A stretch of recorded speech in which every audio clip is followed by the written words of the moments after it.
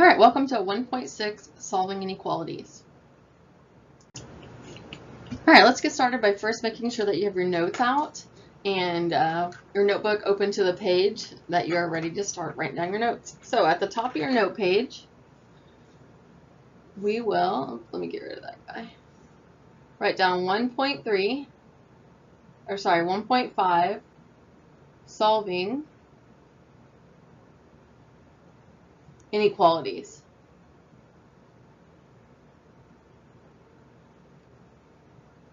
All right, so let's go ahead and make sure you have that written down at the top of your page, and then you'll be ready to go. We're going to start out with some notes for graphing simple inequalities. So just kind of a little refresher. So remember that we have less than and less than or equal to. We also have greater than or equal to. So make sure that you have those written down in your notes. And then recall that less than gets an open circle.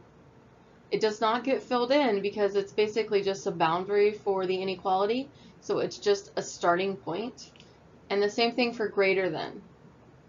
Greater than, let me use that same color. Greater than also is just an open point because again, it's just a boundary. This point that it's at is not included because it's not shaded in. Whereas if we have less than or equal to, we have an open point, but then we shade it in. The shaded in part means that it also can be this point, and that's where the equal to part comes in. So if it has this line, you shade it in. If it doesn't have that line, then you leave it open. So over here, this is greater than or equal to, so we have at the point, and then we will shade it in. All right, so these two guys are open, these two guys are closed. So let's look at an example of that. We're going to do a couple examples. So the first one we're going to do is x is less than or equal to 4. You might want to number this one. So x is less than or equal to 4. So if you forget about which way these point, remember that the smaller numbers are always to the left, right? The negative numbers are to the left of a number line. So always think that it's pointing towards the negative direction, and that might help you. So first thing we do is we draw a number line. We're going to put 0 in the middle, and then 1, 2, 3, 4. Negative 1, negative 2, negative 3, and negative 4. We don't always have to put 0 in the middle. I just did it since this is our first one, and to kind of remind you where all of the points are on the number line. So here at 4, because that's what we're talking about, that's where our point's going to go.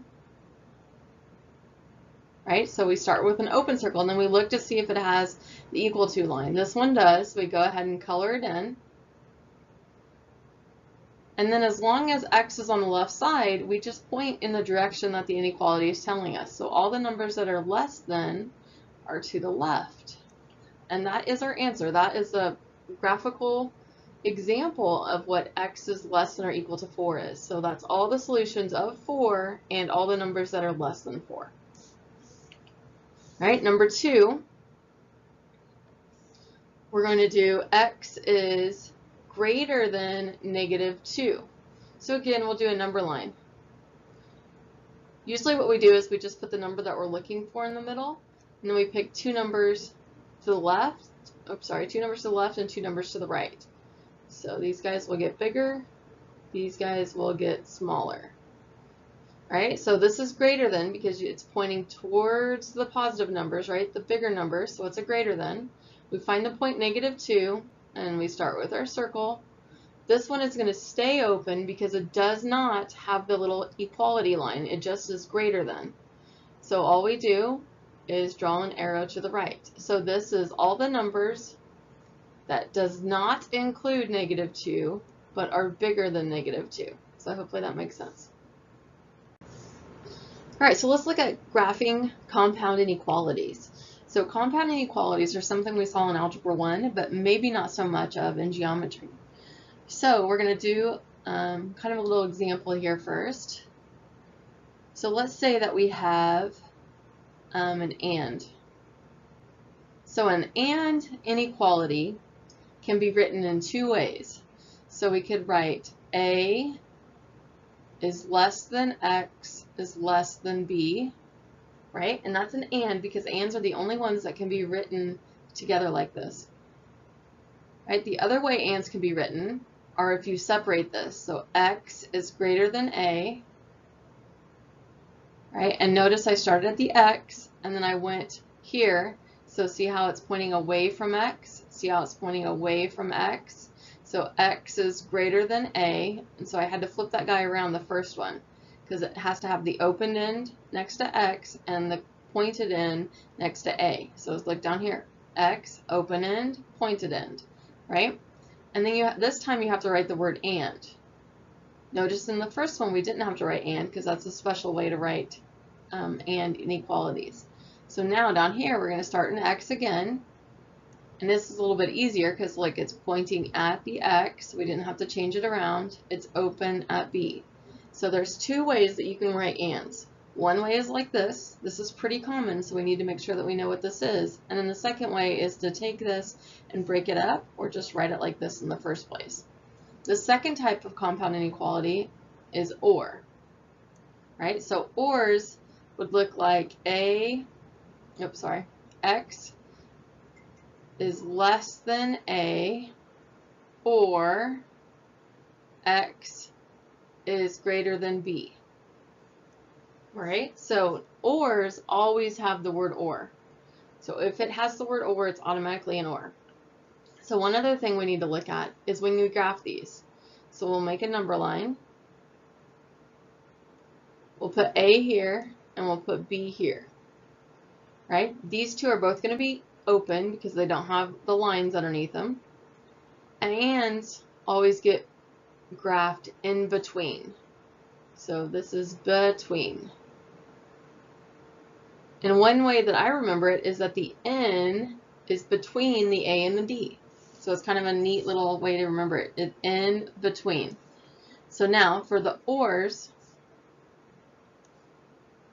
have our little number line, stick a and b on here. So both of them get open circles because they don't have the equal sign underneath them. This one goes this way. So as long as the x is on the left-hand side, you can just look at it and go in that same direction.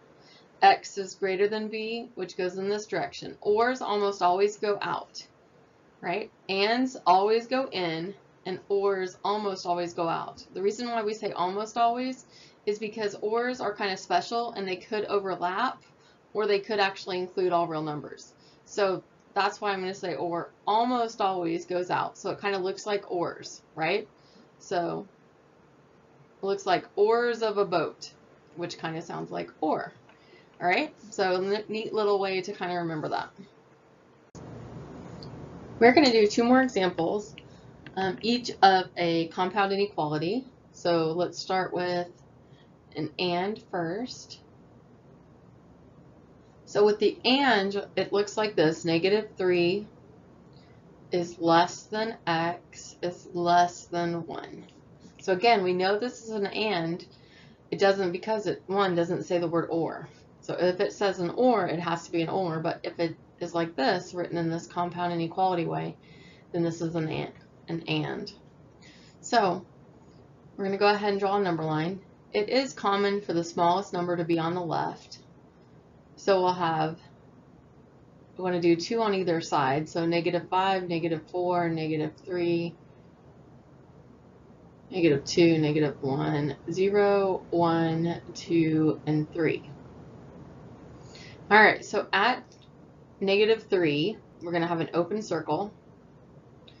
At +1, we're going to have an open circle. So hopefully it makes sense why the circles are going to stay open since there is not an inequality line underneath. And then we have to make sure that it graphs in between. Just because it's an and, it's supposed to graph in between, but if it happened to graph outward, then that would be no solution.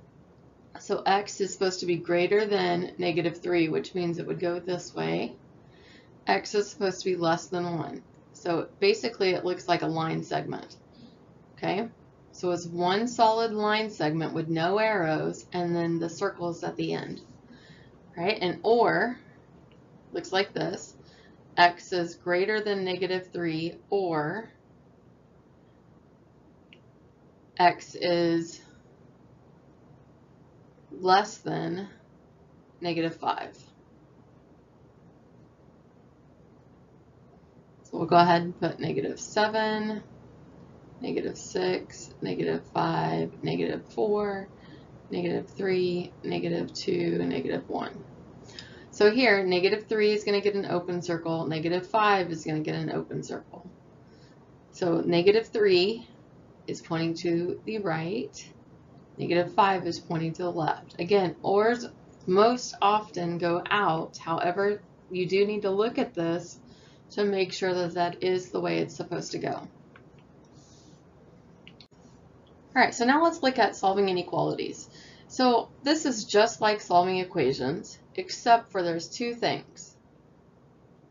When you, and make sure you write this down, when you multiply or divide by a negative,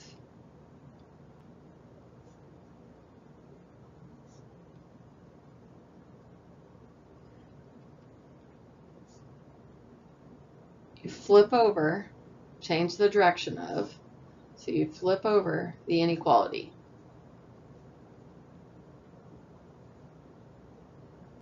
Okay, so everything else is the same in terms of solving equations, right? You do the opposite of what's being done, except for if you multiply or divide by a negative number, then you have to flip over the inequality. So for example, if we had negative 3x is greater than 15, when I divide by this negative 3, that is going to change the direction of the inequality.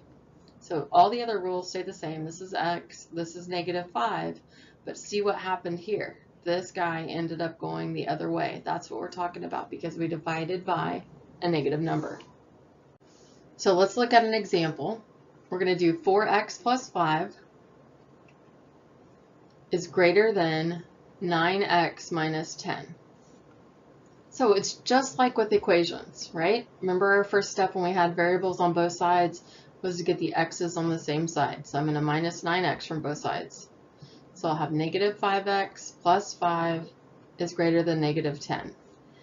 So now, just like before, we get the constants on the same side. So I'm going to minus 10 from both sides. I do not change whenever all I do is subtract or add. So this is, everything stays the same. It's just normal. Now I'm going to divide by a number. So if this number is negative, then I have to divide by a negative. Whenever you divide by a negative, you're going to flip over the inequality. It changes the direction on the number line.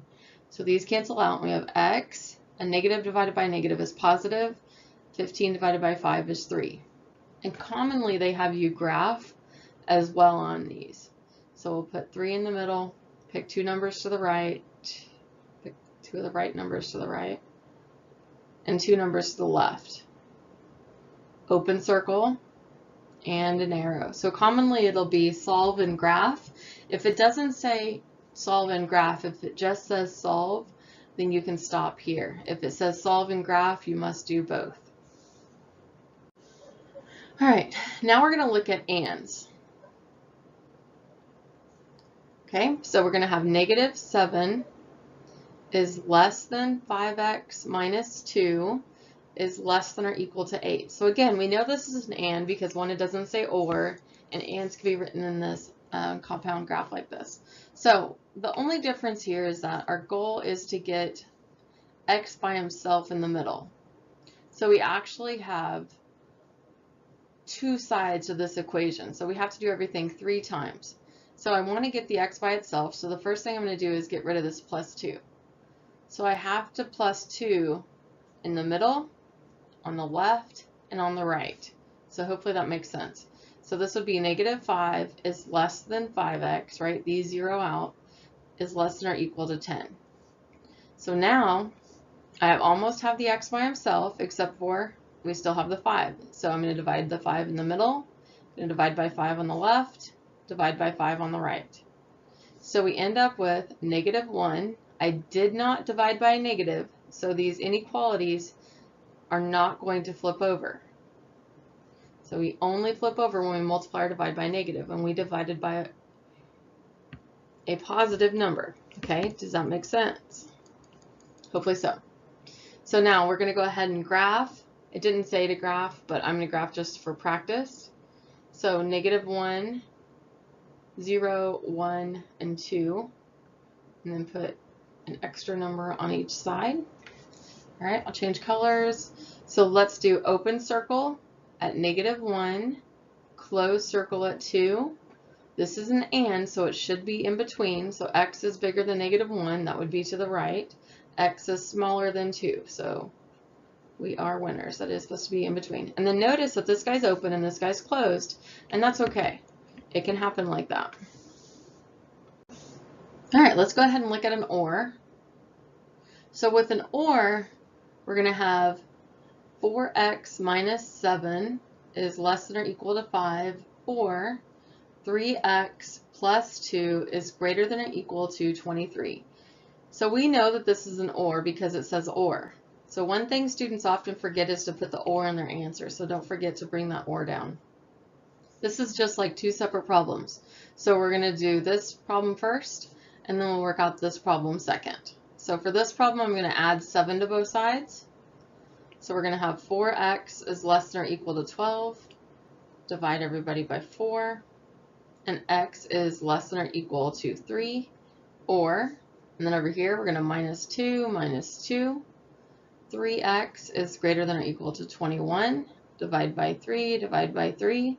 And x is greater than or equal to 7. Right, so we have this as our answer. And then we'll graph. I know it didn't say to graph, but we're going to graph just in case your assignment does. So here's 3, 4, 5, 6, 7, and then we'll put another number on the end of both of these. Right? 3 is going to get closed because it has the equal to part. And 7 is also going to get closed because it has the equal to part. Right? And so make sure these are probably going to go out because ors go out, but we need to double check. So x is smaller than 3. X is bigger than 7. And it graphed traditionally like an or does. All right, so we're ready for our superstar check. So again, we want to make sure that we know what we're doing. So the problem that you're going to solve today is x minus 2 is less than or equal to 4x minus 8. And we want you to solve and graph.